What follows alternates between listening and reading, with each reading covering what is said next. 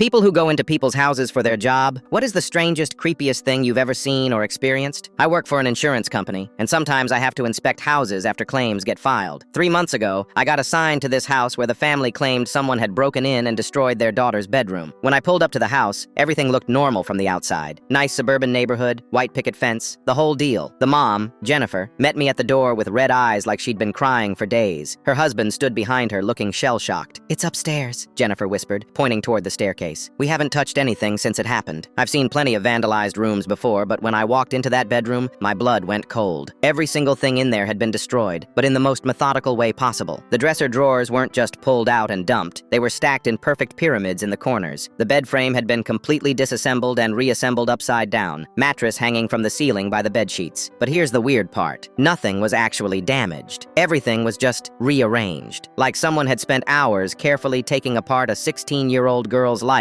and putting it back together wrong. The parents kept insisting it was a break-in, but there were no signs of forced entry anywhere. No broken windows, no damaged locks, nothing missing. I started taking photos for my report when I noticed something that made my skin crawl. On the girl's desk, there was a note written in what looked like a teenager's handwriting. "Thanks for letting me borrow your room while you were gone. Hope you like what I did with the place. Your new best friend." I asked Jennifer where her daughter was during all this. She got this strange look on her face and said Emma was visiting her grandmother in Florida for 2 weeks. Had been gone for 10 days when they discovered the room. That's when I started putting pieces together. I asked to see Emma's phone records, and Jennifer got defensive real quick. Started saying I was overstepping my boundaries, that this was clearly a break-in case. But I pressed harder because something wasn't adding up. Finally, Jennifer broke down crying and admitted Emma had never left for Florida. She'd been arguing with them about going to some party, and they'd grounded her. Emma had been locked in her room for 3 days straight as punishment. That's when it hit me. This wasn't a break-in at all. This 17-year-old girl had spent 3 days alone in her room and slowly, methodically destroyed her own space as some kind of psychological breakdown. The note wasn't from an intruder. It was Emma's way of telling her parents she wasn't the same person anymore. The parents had found her sitting in the middle of the chaos, completely calm,